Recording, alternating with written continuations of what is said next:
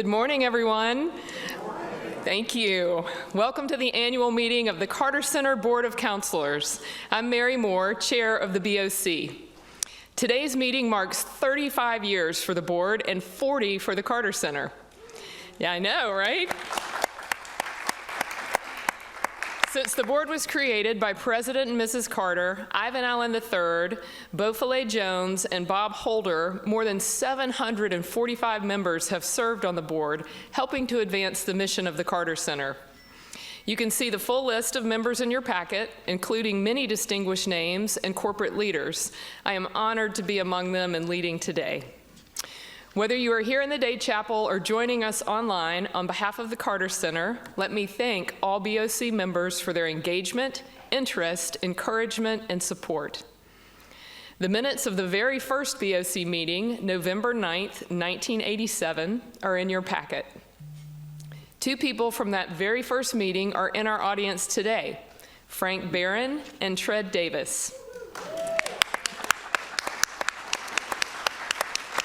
And later we'll hear from another guest speaker, Dr. Steve Hockman, who also attended the first meeting. Yay. Round of applause for all three. As counselors, we've been fortunate over 35 years to hear frank analysis of world events from a world leader and from experts working on some of the most difficult problems of our time, including conflict, fair elections, and mental health. Today's meeting will be no different. We have CEO Paige Alexander and three compelling presentations. As always, we'd like to welcome members of Atlanta's diplomatic community. And as I introduce you, please stand in audience. We'll hold applause for the whole group. First, Consul General of Japan, Kazuyuki Takayoshi. Consul General of Belgium, Michael Garabetsov. And Consul General of Germany, Melanie Moltmann. We also have 5 consuls newly arrived in Georgia. Consul General of Canada, Ambassador James Hill.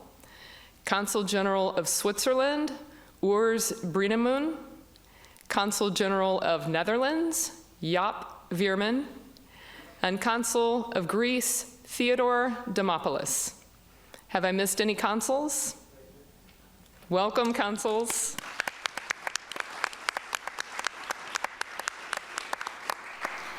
Next, it's my pleasure to introduce our new members of the Board of Councilors that have been inducted this year. All the names are in your packet. We welcomed many new members in March and June. Several are here today. And I'm delighted to introduce the entire group now. Ted Bloom, Greenberg Traurig. Phil Bolton, Global Atlanta.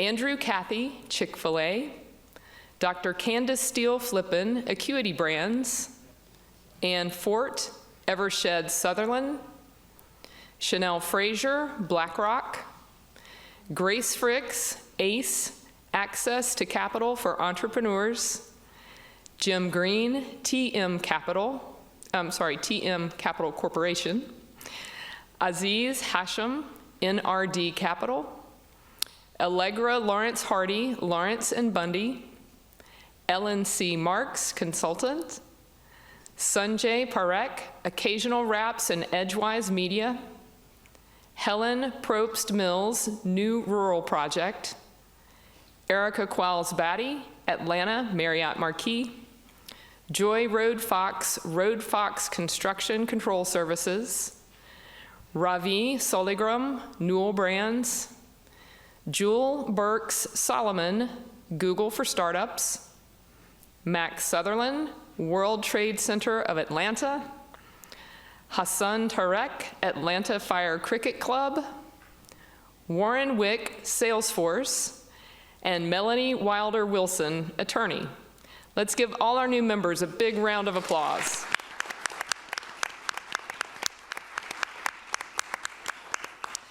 Since we're celebrating 35 years of the Board of Councilors, let me ask all current and former BOC members to rise and receive a round of applause.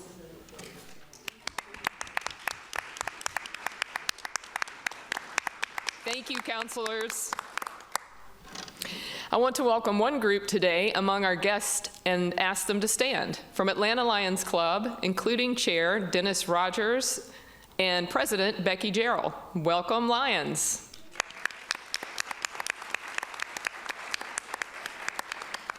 We have many more guests with us today, and all of their names appear in your meeting packet. Let me now ask all of our guests to stand and be welcomed.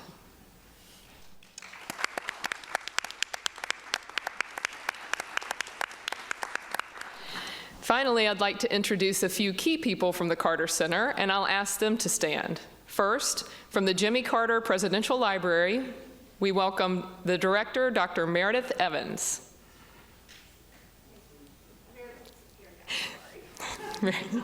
No worries. And CEO of the Carter Center, Paige Alexander. I have only a few items of board business. First, I draw your attention to our last Board of Councilors meeting for 2022 on Friday, December 2nd. The December meeting always has a great turnout with many guests, including many young people, and I hope to see you there. Second, after the meeting today, members and guests are invited to take a preview tour of the Carter Center Peace Bell in its new tower. Jessica Cork of the YKK Corporation of America will lead the tour. YKK and several other groups, both Japanese and American, have joined together to make the bell tower possible. The tower will be dedicated on September 30th as a birthday gift to President Carter.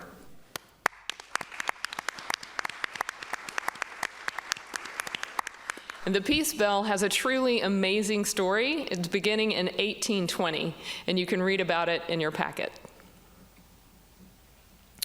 For our agenda today, we have Avery Davis Roberts, Associate Director of the Democracy Program, and Nathan Stock, Associate Director of the Conflict Resolution Program, and they'll talk about efforts to support fair, transparent, and conflict-free U.S. elections. Next, Nora Fleming will tell us about the Mental Health Parity Collaborative and will introduce Ellen Eldridge, Senior Healthcare Reporter for Georgia Public Broadcasting and a 2021 Rosalynn Carter Fellow for Mental Health Journalism. Then, Dr. Steve Hockman, Carter Center Director of Research, will give a brief history of the Carter Center, marking its 40 years.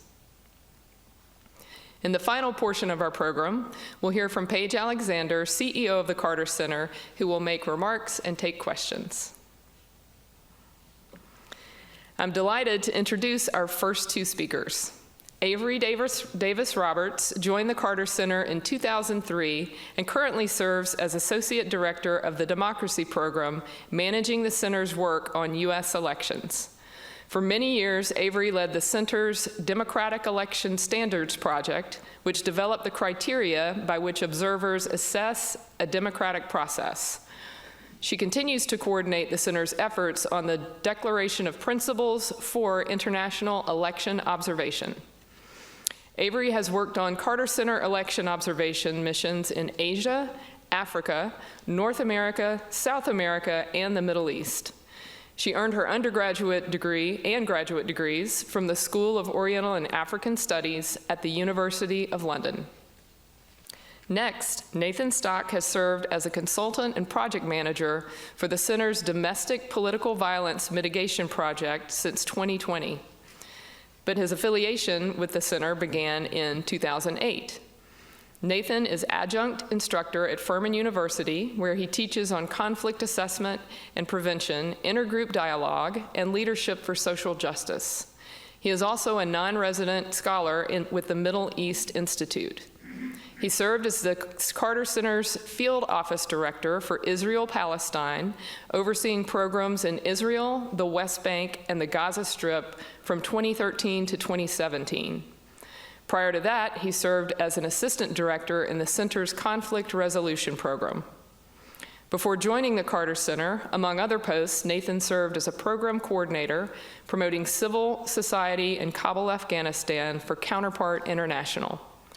Nathan earned a bachelor's degree in international relations at Colgate University and a master's in international peace and conflict resolution at American University's School of the International Service. Nathan and Avery.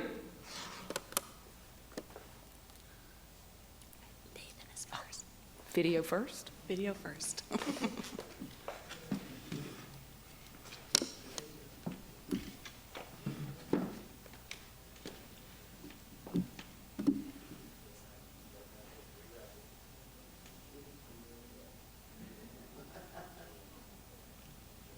Good morning, ladies and gentlemen. My name is Nathan Stock. I am an Associate Director in the Carter Center's Conflict Resolution Program.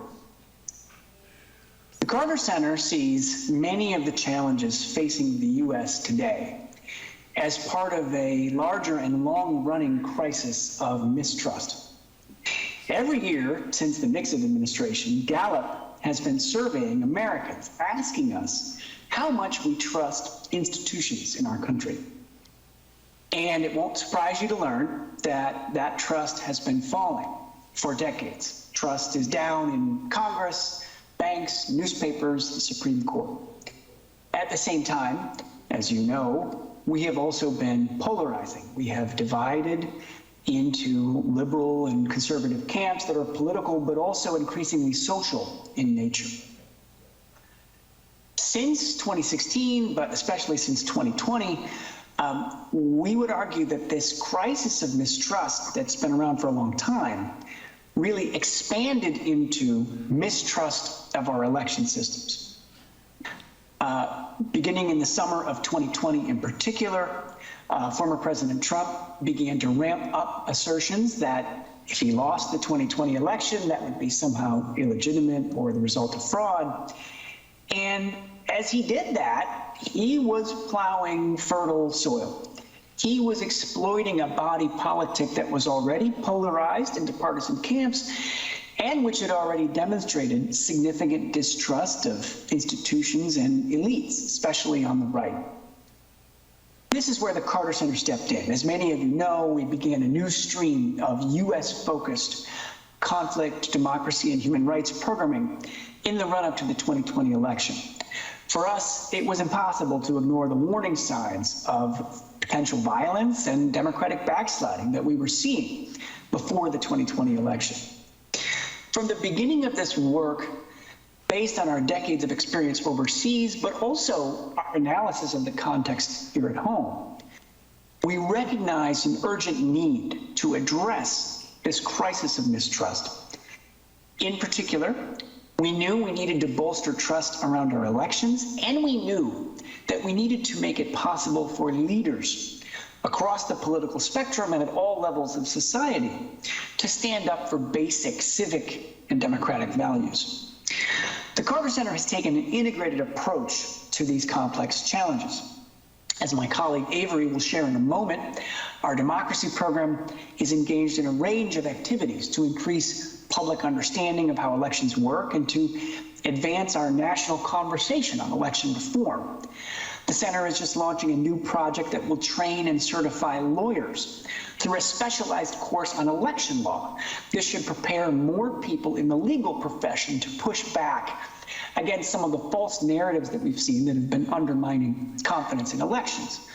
We're also launching a new project to better understand the intersection between racial inequity and the white evangelical church. Another thing we've done, which I'd like to share a bit more about this morning, to address this epidemic of mistrust, is to build bipartisan coalitions of community leaders who can advocate for democracy and against violence.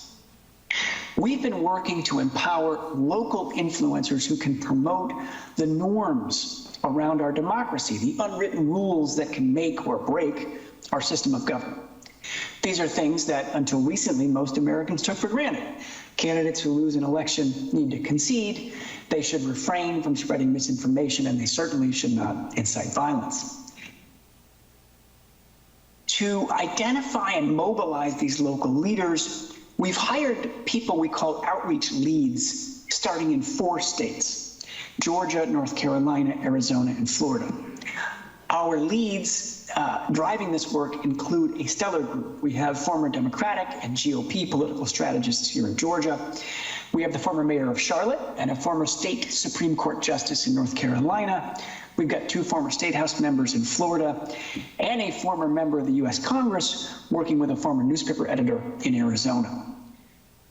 Among other things, we've asked our leads to open their Rolodexes. We've asked them to reach out to their contacts, Republicans and Democrats, to bring them into these bipartisan civic coalitions. The underlying idea here is straightforward. It's grounded in social science as well as public health. We want to find the right messengers, people trusted in their communities, and equip them with good pro-democracy, anti-violence messaging. If we can get those messengers pushing out good messaging, we can increase confidence in our democratic process and reduce the potential for anti-democratic behavior. At this point, we have between 40 and 80 members in each of our networks in the 4 target states. As we approach the midterm elections in November, the networks are working in 2 broad ways. Most of what they're doing is proactive messaging. For example, they're sharing analysis developed by analysis of U.S. elections developed by our colleagues in the democracy program. But we're also working with a polling firm specifically to test messages designed to increase confidence in the democratic process. As this messaging is finalized, these messages, along with key graphics, locally targeted images, will be pushed out to our network members so that they in turn can share them with thousands and thousands and thousands of Americans. As part of this effort to promote these basic norms around our democracy, we capitalized on some opportunities to work with professional sports teams. So here is an example of an ad that ran in a baseball program for a game between the Astros and the Diamondbacks. We ran essentially the same ad in the Atlanta Journal-Constitution. What's more American than baseball? Democracy. Here is an ad that's going to run in every program for every home game for this season for the Atlanta Falcons. And here are a couple examples of ads that we're in talks with the Atlanta Hawks about running in some capacity. The other aspect of this are events that we've been organizing to push out good analysis and, again, hopefully to increase confidence in our election systems. Our team in North Carolina is in the midst of something we call the Trusted Elections Tour. They are organizing town hall meetings in all 14 of the state's congressional districts. They're in small towns and big towns. In each of these congressional districts, they brought together local election administrators along with lawyers from both sides of the aisle who do election litigation, and even cybersecurity experts to talk about, in this case, how elections work in North Carolina, to push information out to the public. And they've been getting good attendance, including from folks who clearly are skeptical of the process but are getting their questions answered. Here in Georgia, our team has just publicly launched what we call our Georgia Democracy Resilience Network. That's the name of this bipartisan network here in the state. We recently ran a very successful event focused on clergy. We brought a veteran peacemaker from Northern Ireland to address faith leaders and talk about the role that they can play in promoting norms of nonviolence in our political discourse. We're calling this our Faith Forward Democracy Initiative, and we had over 1,600 people registered for our first event. So this is a lot of what we're doing now. As we get closer to the midterms, we're convening a series of planning workshops with each of our 4 state networks to map out how they will respond to specific narratives of misinformation. If there are big rumors that are undercutting confidence in the electoral process as we get up to the midterms, we want to figure out if the trusted networks we built can get ahead of that, can address that. We also want to be ready to engage state and local officials and even law enforcement should we see potential acts of violence or intimidation. The hope is that the credibility that these networks have will position them to credibly counter some of these threats. The last thing I want to say is that we see huge potential with this approach. So far, we have been reasonably successful in reaching out on both sides of the aisle to bring community leaders into this effort. We've seen huge interest in multiple states in engaging in this work. We're seeing people volunteering their time to assist us with this. This is in no way to minimize the challenges facing our country, but it does suggest that this is an approach with real potential. So I will stop there and turn it over to my colleague, Avery. Thank you to Nathan, and good morning, everyone. It's a great pleasure to be here this morning and to share some of the work that the Democracy Program is undertaking on U.S. elections in close collaboration with our friends and colleagues in the conflict resolution, mental health, and other programs in the center, as well as the talented, creative, and dare I say, very patient colleagues in the communications, events, the executive leadership team, and throughout the center. As Nathan said, this really is a whole of Carter Center response to the potentially existential threat that we see to our democracy and our democratic institutions. For the Democracy Program, this response builds on activities that we conducted in 2020 and also reflects what we have learned since about where the Carter Center can have the greatest impact and remain aligned with our values and mission.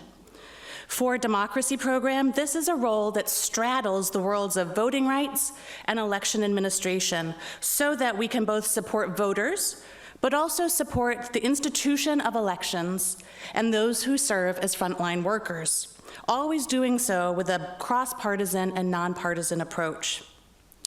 With the 2022 midterms fast approaching, the Carter Center programs continue to build our reputation as a trusted partner on elections here at home, while also learning about how we can most effectively take our international experience and apply it to the varying and complex contexts that we see across the states, so that we have proven models and methods that will allow us to expand and scale up in advance of 2024.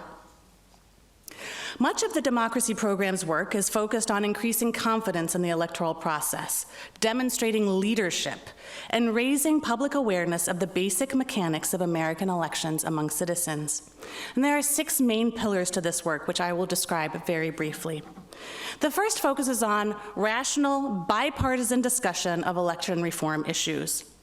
Building on the legacy of leadership and bipartisanship demonstrated by President Carter and Secretary James Baker, we are working with the Baker Institute for Public Policy at Rice University on a series of events focused on data-driven, bipartisan discussion of election reform issues. The first convening was in April here in Atlanta and brought together election administrators, lawyers, cybersecurity experts, and others. And if that sounds sort of similar to the work that Nathan was describing in North Carolina, it's because we have taken that national Carter-Baker model and are now implementing it at the state level, where we're kind of rolling it out locally to see what impacts we can have at the community level, and bringing that election expertise directly to the people at their own community level. Thank you to everyone in this room who joined us in person or online for the April Carter-Baker event. The Baker Institute will be hosting next year's event in Houston, so we'll be sure to keep you posted so that you can tune into that one as well. The second pillar of our work is focused on observation. We are working to build coalitions of organizations to conduct nonpartisan election observation in Michigan and Arizona in 2022, with the plan to pilot and learn this year so that we may expand to additional states in 2024.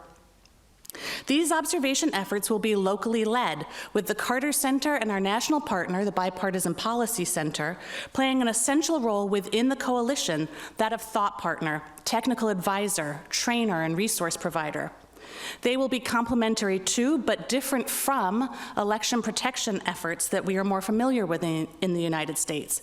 We will focus less on the voting rights of individual voters and more on providing a nonpartisan assessment of election administration more broadly, as we would in any other country in the world. The efforts in Michigan and Arizona will look very different from one another.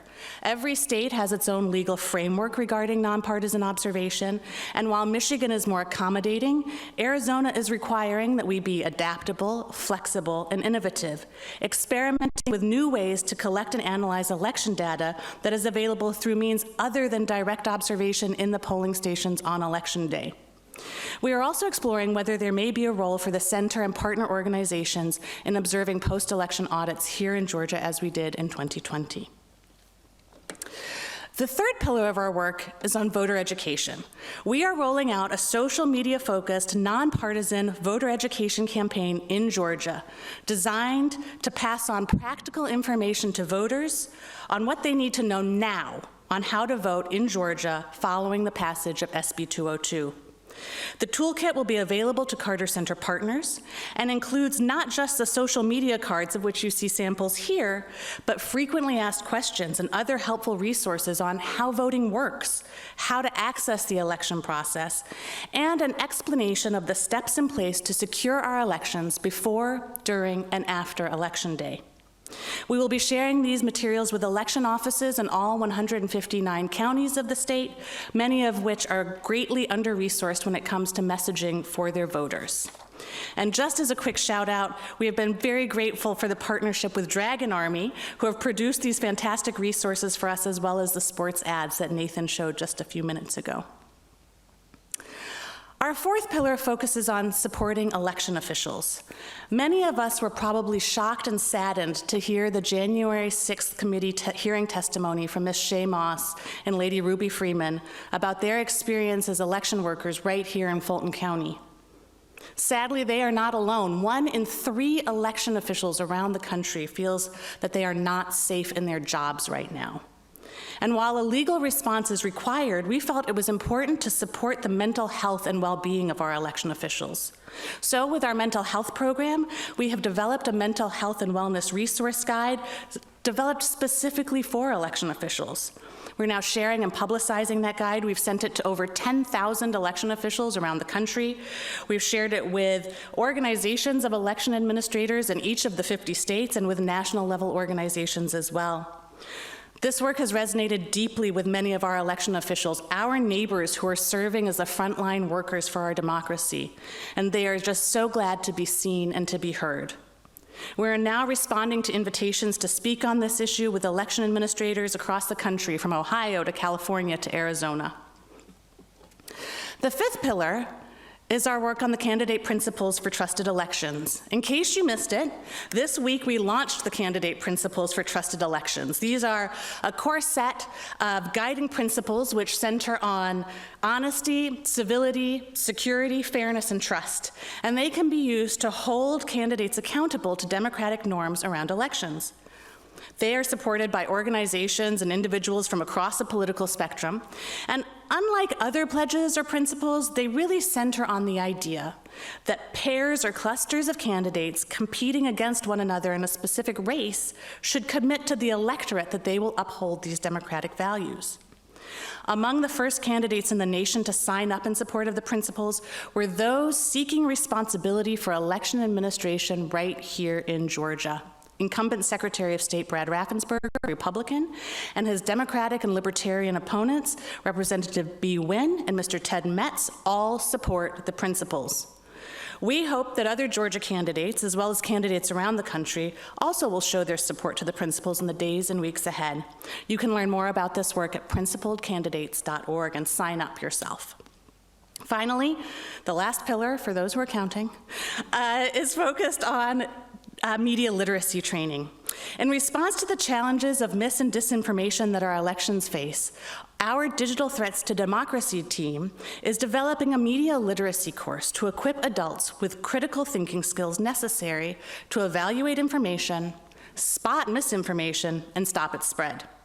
The 9-module course is being developed in partnership with the head of instruction at Emory University Library, Sarah Morris.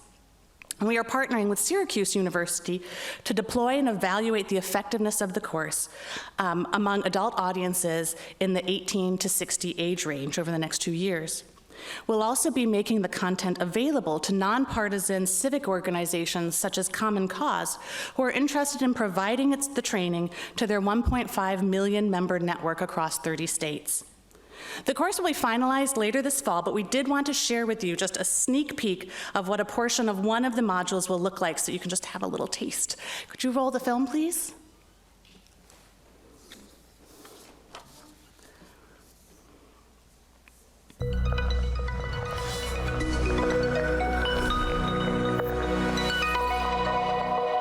It is possible to develop habits and mindsets that empower you to make sense of the information you're seeing. Start by adopting these strategies. When you encounter a source, take a moment to consider your own reaction to the content. If this is new information or content you aren't familiar with, slow down and learn more. Take a moment to look around and determine what exactly you are looking at. If you can't identify a source, that may be a sign that you need to do some more investigating. Ask yourself, what is this source trying to accomplish? Why did someone bother to share this information? Sometimes the purpose is not immediately apparent and requires consideration. Popping the name of an author or source into a search engine can give you insight into the author's background and credentials, or the source's reputation. A quick online search often reveals a wealth of information. If you start seeing results from fact-checking websites or pieces debunking claims from your source, investigate the issue further to ensure you are consuming accurate information. Let's put our evaluation skills into action. Take a look at this article that falsely claimed Whole Foods was merging with Monsanto.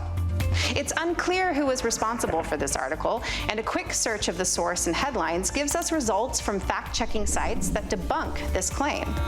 The article uses inflammatory language and also tries to sell you a cookbook, which leads to questions about its purpose and motives. Digging in further, we can also see that this article misrepresents a linked source. The link goes to an article about labeling GMO food and not the alleged merger. To dig further into this and other examples, and to learn more about evaluating sources, please see Module 1 in our Media Literacy Handbook.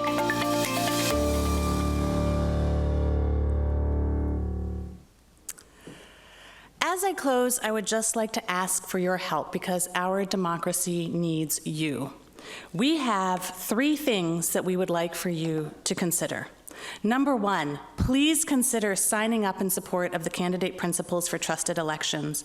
It's open to support by individuals and organizations. You can add your name to the list of Americans that believe in core democratic norms and principles by visiting principledcandidates.org. Number 2, please reach out to us to learn more about joining the Georgia Democracy Resilience Network that Nathan mentioned. We'd love to have you. You can reach out to Nathan or to me. Our email addresses are on this slide. We have so many great events that are lined up for this fall. Please reach out. We'd love to have you join us. Number 3, we'll be rolling out our Georgia Voter Education Toolkit in the coming days and would love for these resources to be available to you, to your networks, to your organizations if you'd find them helpful. So please just let us know. We want this to be a resource not just for us, but for our community. And finally, there's a 4th one that I didn't include on the slide, which is to please tune in to CNN tomorrow between 6:30 and 7 when our own Paige Alexander will be talking about our U.S. elections work. And with that, I thank you. She might not have wanted me to say that, but I did. Thank you.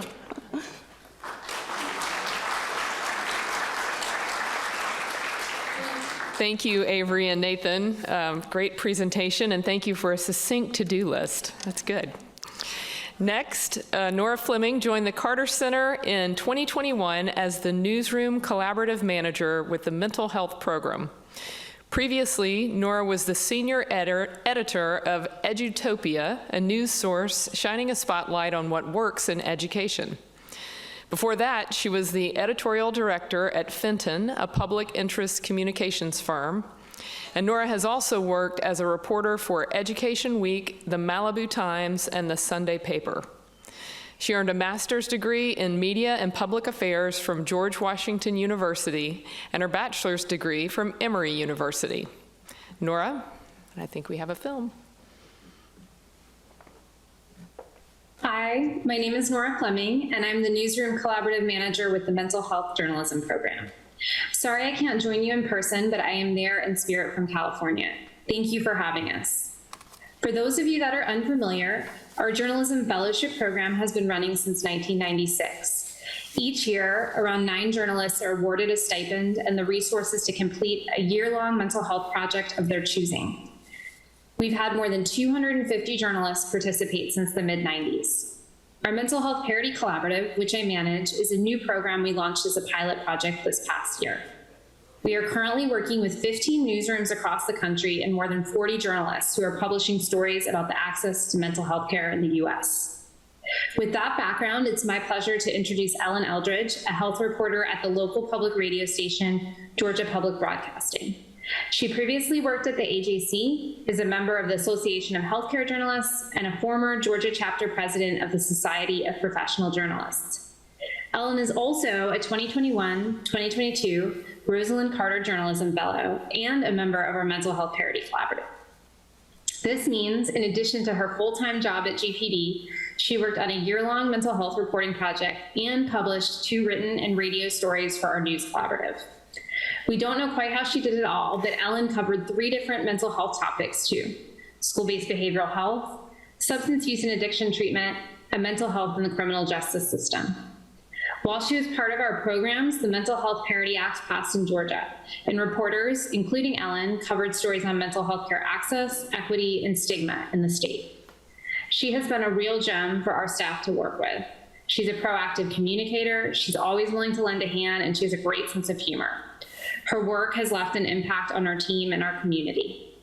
I'd like to close by sharing that when I was recruiting partners for the collaborative last winter, I had an early call with Ellen and her editor. At the end of the call, I asked if they had any questions. They usually do. Ellen said, "Nope, I'm just ready to get started." So now we'll hear from Ellen about some of the work she did this past year for her fellowship on school-based behavioral health care. Thank you.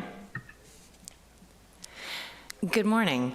I'm going to start with a gentle reminder that I first heard in one of the Learning Lab sessions I attended as part of my fellowship.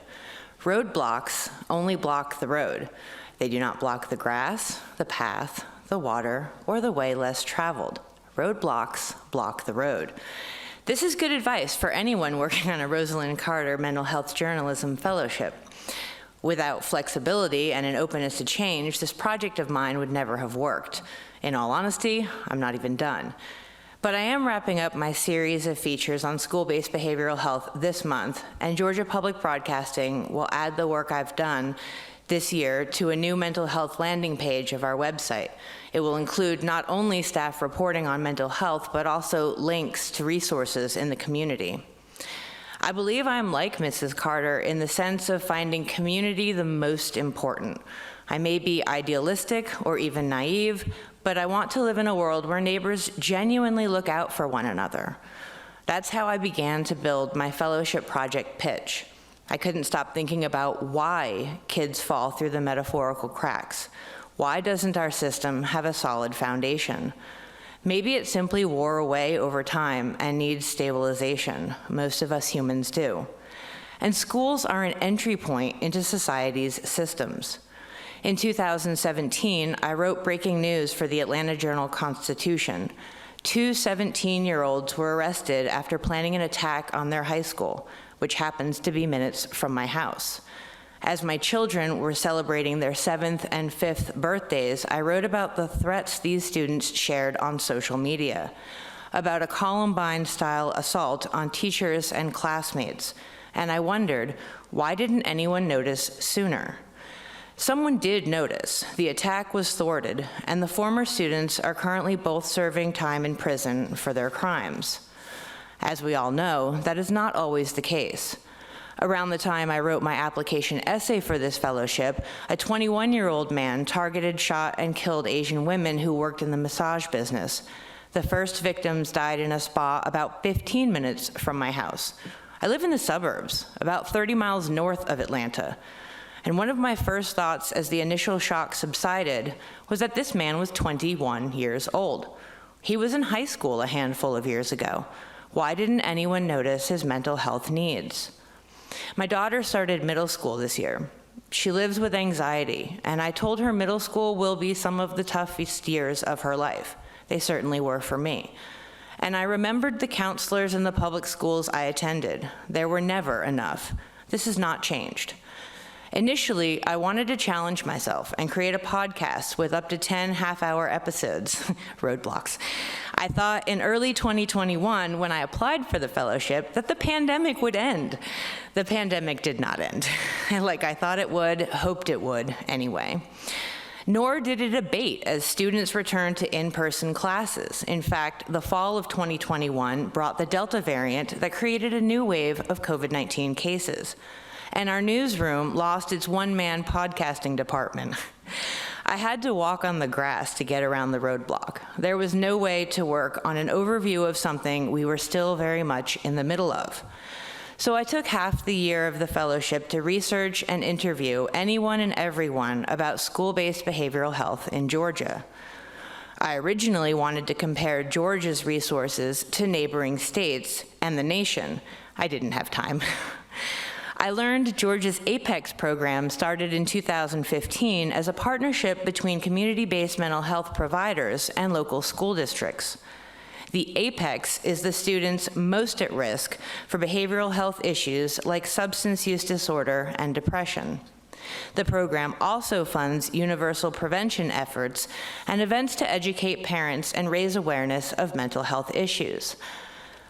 But funding for APEX is not guaranteed, and it may not be sustainable.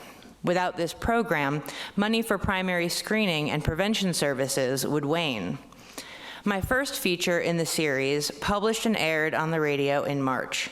In it, I examined how APEX works in Georgia and how COVID changed it. Before the pandemic, teachers spent more time with students than many students did with their own families. When students had the greatest need for the state's APEX program services, they were at home. And for a lot of kids, quarantine meant more exposure to domestic violence and less exposure to friends, teachers, and school counselors. My next feature looked at the importance of destigmatizing mental health. A student who lost an uncle, her brother, and a classmate to suicide took it upon herself to organize a county-wide Out of the Darkness campus walk. The American Foundation for Suicide Prevention's Georgia chapter hosts these walks around the state to raise money for suicide prevention. The North Georgia high school students I spoke with advocated for school counselors and open communication about suicide. But in my third feature, I noted Georgia's dearth of school-based behavioral health professionals. Data showed Georgia has one school psychologist for every 6,390 students. The recommended ratio is 1 to 500. And even when students in need connect with someone at school who can help, their local communities don't often have enough resources. After half a century of Mrs. Carter's work to raise awareness and destigmatize mental illness, Georgia still ranks 48th in the nation for equitable access to mental health care. In addition to my work on the school-based behavioral health project, I researched and wrote 2 features for the Mental Health Parity Collaborative. These stories looked at how behavioral health issues are not always covered in the same ways as physical health issues by insurance. Part of the problem is that lack of providers. And those who offer counseling services sometimes refuse to deal with insurance companies at all. They work on a cash-only system, leaving help just out of reach for those who need it most. As your arms get shorter, your pockets get deeper. My final feature for the series will publish later this month. It examines the way people are being encouraged to work in the field of school counseling. Like journalism, it's a tough job, but at least it doesn't pay well. Hopefully that too will change. This is the beginning for me, not the end. While my fellowship year is ending, I know I have the Carter Center at my side. I will continue to follow data about the pandemic's effects on students, mental health care, and how our state funds resources like APEX. The state legislature passed its Mental Health Parity Act, so I will report on whether insurance companies are regulated and held accountable. The ongoing battle about expanding Medicaid in Georgia certainly ties into access and funding of mental health. A community where neighbors care about each other enough to seal the cracks in the system. That's what we're talking about with early identification of mental health troubles. A teacher who notices a student struggling and sends him to a school psychologist who then recommends a family therapist, that's the glue in the foundation. Perhaps overly idealistically, I believe the solution is prevention, a safety net of resources that can catch people before crisis level, before the bullying leads to kids considering bomb making, before the school shootings start. School-based behavioral health and mental health parity are issues I plan to follow for years. As data come in about just how much this pandemic is affecting children's health, I will report on the solutions experts propose. I want to thank the Carter Center and my mentors for giving me a solid foundation from which to create quality journalism. Thank you.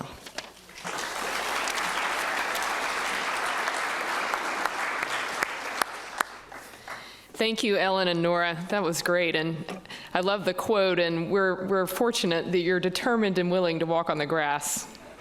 It's awesome.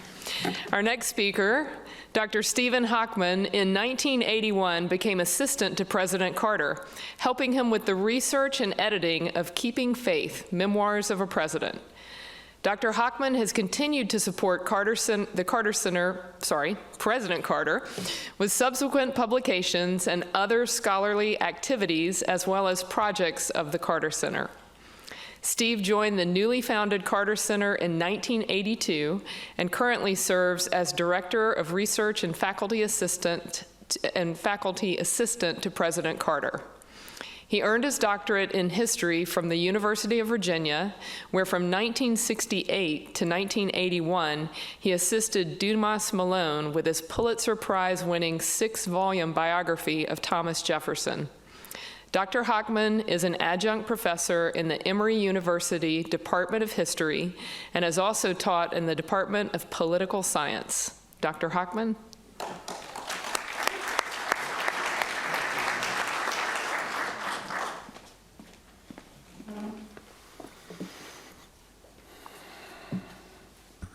Good morning. This month marks the beginning of the 40th anniversary year of the Carter Center, a unique institution dedicated to waging peace, fighting disease, and building hope. It was shaped by President Jimmy Carter and his co-founder and most important advisor, Rosalynn Carter. But neither imagined the institution that exists today. It is a story of evolution. The story I tell is also a personal one for me. I became part of it at a very early point. After the November 1980 election, President and Mrs. Carter began planning what to do when they would leave the White House on January 20, 1981. They decided to go home to Plains and get their personal affairs in order. They planned to keep a low profile for about a year while they were writing books about their experience in office. They also would explore what to do about establishing a presidential library and what they would do with the rest of their lives. While President Carter was still in office, Emory University made a strong case for building the library on its campus and offered him, and I quote, almost anything within reason, if he accepted. But he wasn't ready to address the issue yet. Nevertheless, once he returned to Georgia, Emory continued to let him know of its strong interest in associating with him. In March 1981, he invited Dr. James Laney, the president of Emory, to visit him in Plains and talk about what an Emory relationship would mean. Included in the discussion was an institute. They talked about morality in government, peace, and human rights as the proper subjects for the Institute to emphasize. President Carter was very impressed by Dr. Laney, but he still wasn't ready to make a commitment. He also investigated relationships with the University of Georgia system and Mercer University. On October 29, 1981, the Carter Presidential Library Incorporated was organized, which would allow President Carter to raise money for the library and to build it.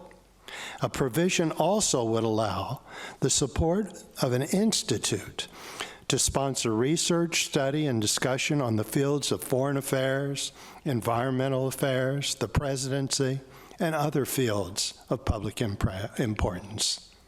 By this time, I had joined President Carter in Plains, assisting him with a book that would be called Keeping Faith, Memoirs of a President. This was our primary focus, but discussions regarding the Library Institute and a university connection also took place. On February 22, 1982, he told me that on a recent trip to Hawaii, he had awakened in bed with the idea that the major plan for the Institute would be to bring together representatives of different countries to try to work out their differences, similar to the role he had played at Camp David with Israel and Egypt. To me, this was significant for several reasons. President Carter didn't want an institute that limited itself to research and conferences. He wanted to create an activist organization, and he intended to assume the leading role in it. He was 57 years of age, and while he had no intention of ever again running for public office, he did desire to resume playing a global role. Other former presidents had returned to public affairs. Thomas Jefferson had founded the University of Virginia, and William Howard Taft had become Chief Justice of the United States. But no former president had created such a role and such an institution. Negotiations with Emory continued. Although it had been decided that the Carter Library would be constructed off campus, at a press conference on April 21, 1982, Dr. Laney announced that President Carter would become University Distinguished Professor and that his association with Emory would make possible the development of a remarkable institute for the study of public policy. No further details were provided because the details had not yet been settled. President Carter's handwriting on the drawing says, "A strong partnership with Emory and President Laney." In July 1982, on Sapelo Island, Georgia, President and Mrs. Carter brought a number of their trusted advisors, including Cyrus Vance, Warren Christopher, Zbigniew Brzezinski, and Andrew Young, together with Laney and other Emory representatives, to move forward the planning for the Institute. They agreed that the Institute would bear President Carter's name and would be guided primarily by him. It should have an action-oriented policy focus. It should establish a distinctive identity and not duplicate the work of other organizations. The next month, President Carter gave his first interview regarding the center and revealed that the resolution of conflict would be a major activity. President Carter's emphasis on conflict resolution has led some people to think that that was all he originally wanted to do. To the contrary, he wanted flexibility to take on a broad variety of subjects, primarily global issues, but domestic issues might be pursued as well. And that is why he chose the simple name, the Carter Center, and rejected adding specificity, such as the Carter Center for Human Rights, the Carter Center for Foreign Affairs, or the Carter Center for Policy Studies. The Carter Center name was first used officially, and its budget began on September 1st, 1982. That day also was the first day of President Carter's term as University Distinguished Professor. Yet, I cannot consider that the founding day because the offices for President Carter and the center on the top floor of Emory's Woodruff Library weren't completed for 2 more weeks. President Carter, Mrs. Carter, and I were in planes, not on campus. Carter Center Secretary and I were the first 2 full-time employees of the center. There also was a half-time interim director. It was September 15th, 1982, that President Carter actually made his first official public appearance at Emory and the Carter Center.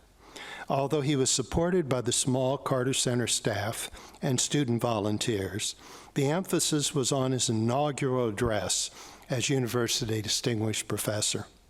The subject was human rights, and his audience included participants in a national Phi Beta Kappa conference on the same subject. The next day, President Carter taught his first class. President Carter enjoyed this, but his own priority was to get the Carter Center to move quickly and launch its initial projects. The first of these would build on the Camp David negotiations that had resulted in the peace treaty between Egypt and Israel. Signaling that the pursuit of peace and the resolution of conflict would be a fundamental component of the Carter Center's mission, President Carter returned to the Middle East and invited leaders to come to Atlanta in 1983 for what was called a consultation. This and other consultations of this period were blockbuster conferences focusing on significant issues. President Carter drew together leading policymakers, scholars, and the media, with President Gerald Ford or other prominent Republicans as co-chairs. These were nonpartisan or bipartisan. They gave people a chance to meet adversaries in a safe setting. President Carter established at the beginning a principle that when the Carter Center took on a project, it was not enough to encourage discussion and to create publications. He expected participants to make decisions, to advance policy, and to move to action. These consultations also helped develop a future agenda for the center. 2 health policy consultations followed, led by Dr. William Fagey, the outgoing director of the CDC. The first was called Closing the Gap between what we know how to do in healthcare and what we actually do. Then came a follow-up, Risks, Old and New, global consultation on health. These consultations were especially significant for identifying problems and afflictions for the center to address.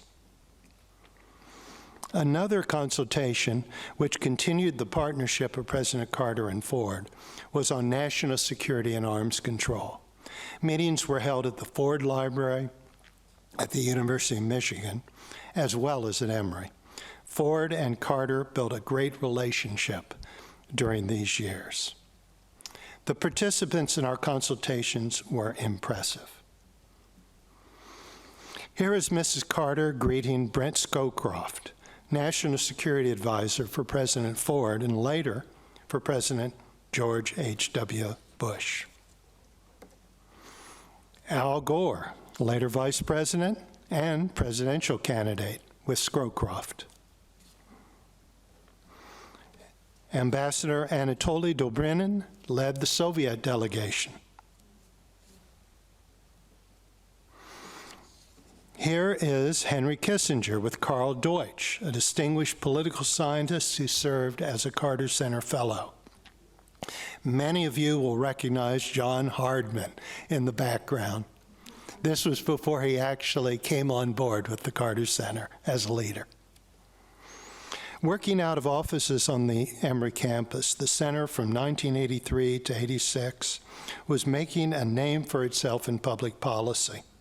However, we knew that once we opened our permanent facilities, our potential would increase significantly.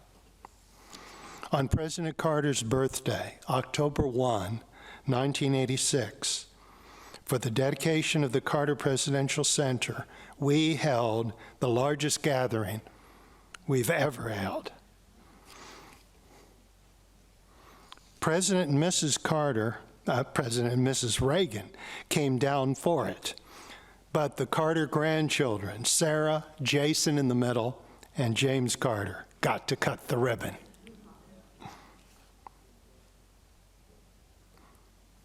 This was the most elaborate party ever held at the center. These new facilities allowed great expansion of center activities. Dr. William Fagey became executive director of the Carter Center and launched the Global 2000 Health Program. Its first project was remarkably ambitious, the eradication of guinea worm. But setting sights on such a big prize made sense, given that Fagey had devised the strategy to eradicate smallpox. Nobel Peace Prize winner Dr. Norman Borlaug joined us to launch the Global 2000 Agriculture Program.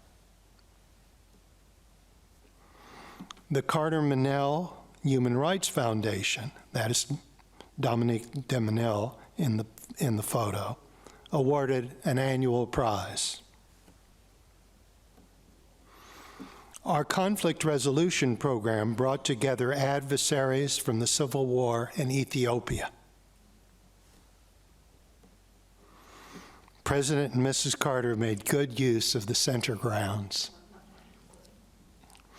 After 1986, the center was on its way to becoming an activist, non-governmental organization.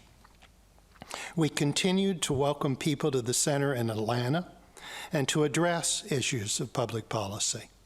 But we began to put a greater emphasis on going out to work ourselves in the developing world, helping those who needed help.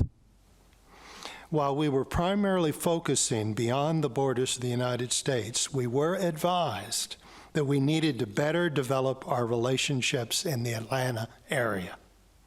In September 1987, President Carter and Ivan Allen III launched the Board of Councilors. This month is the board's 35th anniversary. Ivan Allen had led the fundraising campaign for the library and Carter Center.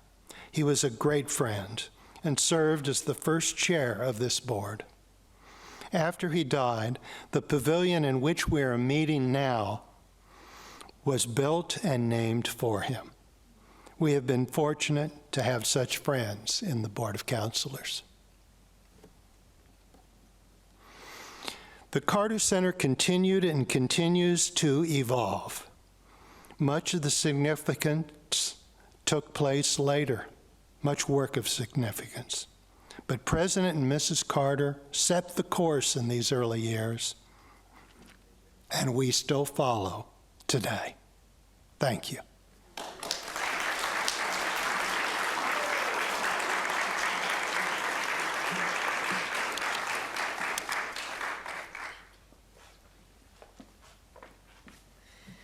Thank you, Dr. Hochman.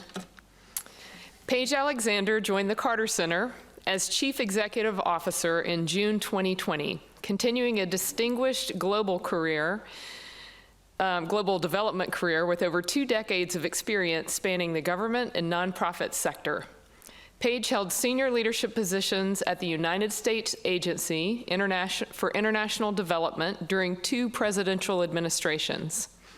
In her highest role with USAID, she led the Middle East and North Africa Bureau, overseeing 1,000 employees, programs in 20 countries, and a budget of more than $1.4 billion. Between her assignments with USAID, Paige was Senior Vice President and European Founder President of IREX, an international civil society, democracy, and education nonprofit. Before her appointment to the Carter Center, she served as executive director of the European Cooperative for Rural Development in Brussels and Amsterdam, working to improve the livelihoods of farmers, families, and communities in Africa. Paige?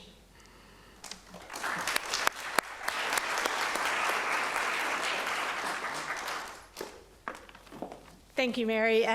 Thank you, everyone. I think this was a perfect example of where the Carter Center is now, from Steve Hockman's explanation, which made me realize that I am about the same age as President Carter was when he started the Carter Center, and the linear trajectory that we have had. The pictures of President Ford up there, we will be posting an op-ed that President Ford's executive director for their center and the Carter Center and I have written together on CNN.com coming up. So you can see that we try to continue that collaboration. From what Ellen had talked about with the mental health program, I think we all have plenty of children and family members who have suffered over the last 2 years, if not previously, but bringing to bear what Mrs. Carter has always tried to do in destigmatizing mental health issues and looking at the school systems. I have 3 kids as well, and so the concept that these are issues that we are all facing is still very relevant. You know, what Avery and Nathan talked about, I think that we have had, aside from the Atlanta project and the mental health program, we really haven't looked in the US very often. And the fact that we are now looking internally and doing things that we have been doing overseas in 40 countries and over 113 elections, taking that home, and whether it's Michigan, when we're looking at the difference between poll watchers and challengers, they use the word challengers, so the semantics are often there that puts us in a divisive situation, antagonistic situation. And so what the Carter Center tries to do, as Steve had talked about, bringing people together and having these conversations. And it is just such an important part of the fact that we at the Carter Center are able to intertwine these, from the history of how President and Mrs. Carter saw the center starting, to the Ivan Allen Pavilion, to the Cecil Day Chapel, another one of our founders, to the corporate lean in that we ask of our Board of Councilor members, because all of you, this is not a fundraising pitch. We just ask you to attend. We ask you to talk about the work the Carter Center does. As Avery and Nathan were explaining, you don't see the Carter Center stamped on things, although you did see it on the ads. When we talk about our resilience network, we've got a perception issue because Jimmy Carter was the Democratic president. And so I can't walk into Fulton County or Fannin County to do the risk limiting audit after an election with a blue Carter Center shirt on and have someone not say, go to the Democratic corner. These are political poll watchers that when you're doing this type of work, you're seen as either a Democrat or Republican. So if you have the Carter Center as a neutral body, this is our hope, is that we will be seen that way. And so, the work we do doesn't always get branded. So you, when you're talking in the community, aren't always able to talk about the great work of the Carter Center because we've got a stamp on it. We do a lot of this as President Carter wanted it done, sort of under wraps, under the radar screen, but it's still important for us to have the work that we're doing. So I want to thank all of you on the Board of Councilors, all of you that are watching, for being part of what I think is a really important sort of next stage in transition. I will tell you that the Carters are very happy at home in Plains, as they chose that to be the place that they wanted to retire, and they are truly retired now. Mrs. Carter had her birthday, her 95th birthday, the middle of last month, and they were out and about, and there was video of them at a new museum, a new dedication for a butterfly garden that was put out, a statue, and President Carter was there eating birthday cake, and he will turn 98 on October 1. And so it is incredibly nice that he feels comfortable with what we have set up here, with the expertise that we have, with Jason Carter, his grandson, who, seeing that picture of Jason as a little boy, I wish he was here so I could tease him, but he does have a day job too. So, but President Carter always says when we call him to ask him something, if you and Jason agree, it's fine. And so that has given him a sense of where we are. So Thank you to everyone who presented, and thank you to all of you here. I would love to and be happy to take questions. If folks have questions, I think there are a couple of microphones set up. So please, if you want to find a microphone, I can't tell where it is. Or maybe it's, maybe right there. Super. If you can introduce yourself just so I know. Yeah, hi, Alejandro Chavez, Deputy Director for Galeo.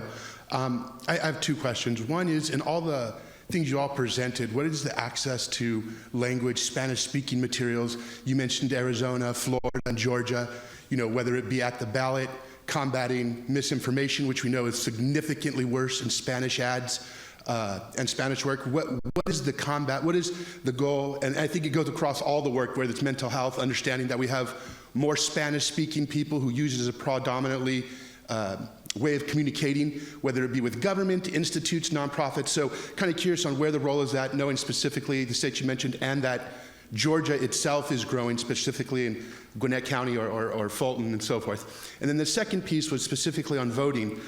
We want to make sure that elections are protected physically, understanding the threats of violence and so forth, but also understanding that Black and brown communities, having police, sheriffs there is actually a form of intimidation. And so how do you balance those two while still making it safe and people feel safe, but not intimidating specific members of the community that are not as comfortable with police and sheriffs? Avery, I'm going to let you take that if you would. Yeah. Thank you. Those are great questions. So on your first question about language access, yes, a super important issue. For the voter education materials, we're hoping that we'll be able to get those translated into Spanish for the Georgia audience. And in our work in Arizona, we're really trying to build a coalition of organizations that include organizations that are embedded in some of the communities that you mentioned. So working with organizations that really have their roots in the Spanish language community, but also working with Native American organizations. Language access is a huge issue for Native American populations in Arizona. So we are trying to really kind of address some of those issues by working with the organizations that come from those communities themselves. And to your second question, yes, I agree. It is a huge issue. And one of the things that I think we've really tried to do in some of our work, particularly the election reform activities with the Baker Institute, is try and change the conversation a little bit. When we think about elections in this country, it's often framed as a sort of dichotomy between accessible elections and secure elections, and we really want to change that conversation and have the focus be on elections that are accessible and secure for every voter. That is a right that we should all have. We shouldn't have to choose between accessible and secure elections, and so one of the things that we're trying to do is reframe that conversation a little bit. But the issue of policing and potential intimidation is a real concern, and in some states we're seeing that is a heightened concern. In Florida, for example, there are real concerns about bills that have passed that are sort of deputizing police to take a more active role, and I know this is something that is top of the list of issues to discuss at the community level in our Florida community resilience networks. Thanks, Avery. And I will say we've got 3,000 staff people overseas, and so we try to do everything that internally with Carter Center in French, Arabic, Spanish, and English. And so this is part of communicating with our own staff, but for the upcoming elections, again, we know all politics is local. So at the end of the day, if we're not working in the local communities and speaking the local language and having those conversations, it's not going to be effective. So that's why we've tried to localize all of the work that we're doing. So thank you. Dot, and I have to say, there's nothing better than sitting in the front row with Dot Padgett behind you saying, wow, wow, wow, as everyone's making their presentation. It makes me feel that we've actually done something right. So thank you, Dot. I'm going to let you have a question. I was trying to give you time to walk up to the...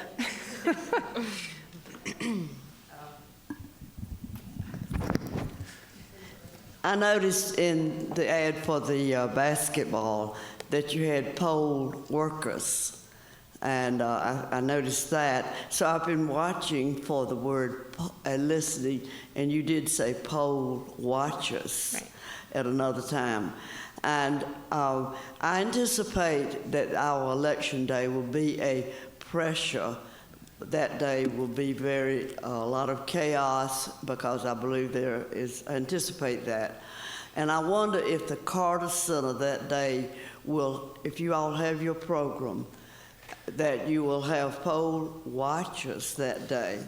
And I think if you would have them, that even with the blue shirts, the Carter Center, I think that would be an absolutely wonderful thing to see.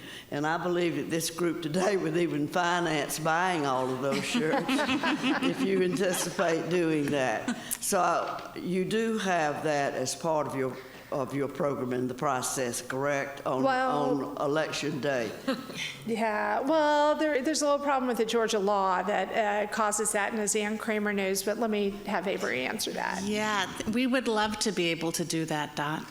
But unfortunately, the Georgia law prohibits nonpartisan election observation on election day in Georgia. You cannot have nonpartisan observers around people voting, unfortunately. Only the parties can have watchers in Georgia. Georgia is not unusual, unfortunately, in this regard. There's a lot of variety and legal accommodations or restrictions across the state, and so Georgia is not alone in this, but it is, it's disappointing to us that is the case. So we do have to figure out where the proper interventions are that the Carter Center can make, and that's why in 2020 we leaned in on this risk limiting audit, the first of the recounts, the actual real recount, and we leaned in there and we were able to deploy a lot of observers. We were the only nonpartisan group allowed to be on the floor looking at the recount. And we are looking to do that again. We've talked to the Secretary of State's office about once again being accredited to do that, because there will be a recount. I think we all recognize that. And how many of the elections, we don't know, but we want to be there for that. So that's the place that I think we would have the better intervention, because we can't watch at the polls that day. All of you individually can assign with this specific party and you can watch, but we can't as an organization. Yeah. And maybe just to add on your catch of the poll worker language in the ad, good catch. We are also, as part of our messaging in Georgia, really trying to encourage folks who are interested to sign up to be poll workers. It's anticipated that there will be quite a shortage of people who are interested and available to work the polls. It's a huge need. Just a couple of weeks ago, there was an article in the AJC that was listing the numbers that would be needed just in Fulton and DeKalb County, and I think across those two counties they need like 4,000 people that they are actively trying to recruit right now. So if anybody wants to sign up, now's the time. We need poll workers.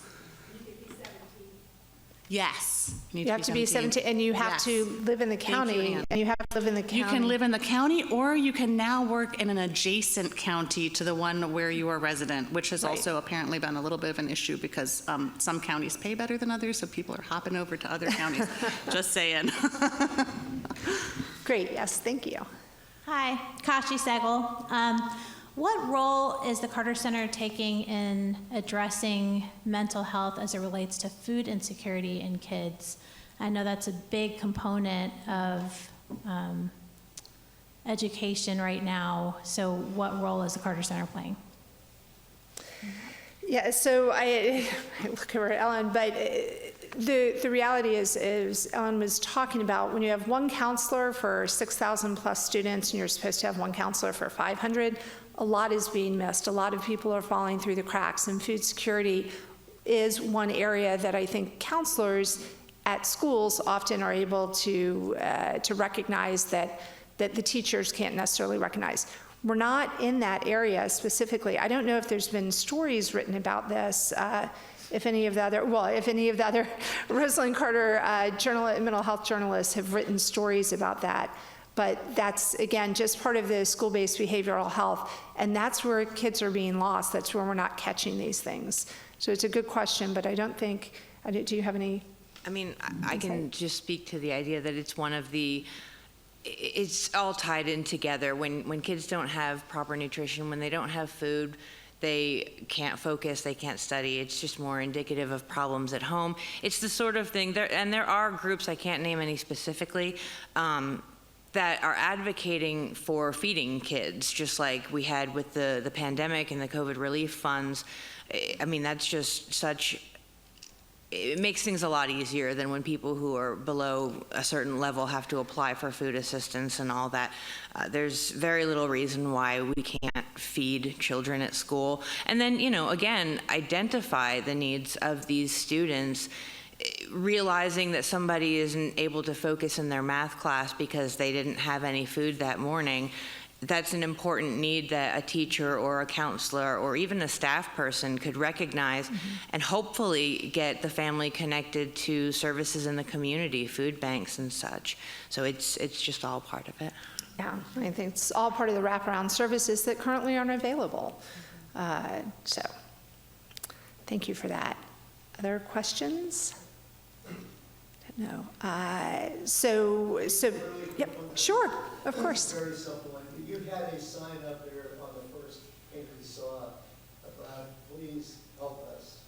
And there were 4 steps that you could. It's Avery's, yeah. Yes. Do we have that somewhere? Because all I did was this. I don't see it in what we've got, and I would love to be able to do that. Is there a way to connect up with what's in it? Great Yes, question. I'm looking at Brian and hoping that Brian can send that list around to everyone afterwards. So Thank you. And the question, because I'm not sure if it was heard, it was back to Avery's slide about the 3 action items that the Board of Councilors can help with. So for those online, we will send that around to everyone, or Brian will send that around to everyone. Good. All right, no more questions. I will hand it over to Mary to close. Again, thank you for all you do. Thank you for supporting the Carter Center within your own circles and being the voice that we can't necessarily be, and the branding that we aren't necessarily doing for purposes, for political purposes or otherwise. I should say one note.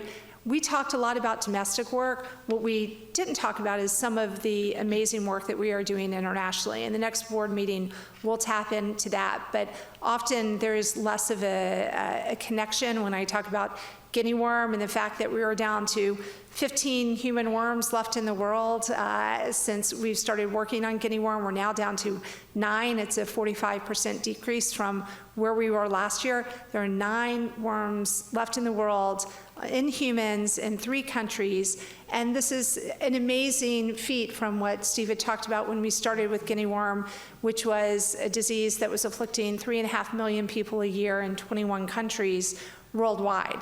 And now we're just down to these 9 worms. So those things are really important that we see through, that we honor our existing commitments that President Carter made to eradicating a disease. I just realized we're less able to come home and talk about something like guinea worm, and some of this is much more interesting when we're talking to our Atlanta folks. So I just wanted you to know we're still doing international election observation in Kenya and Tunisia and Zimbabwe. All of those things are still happening on top of all this amazing work we're doing here. So thank you for your time, your efforts, and your support of the Carter Center. So over to Mary.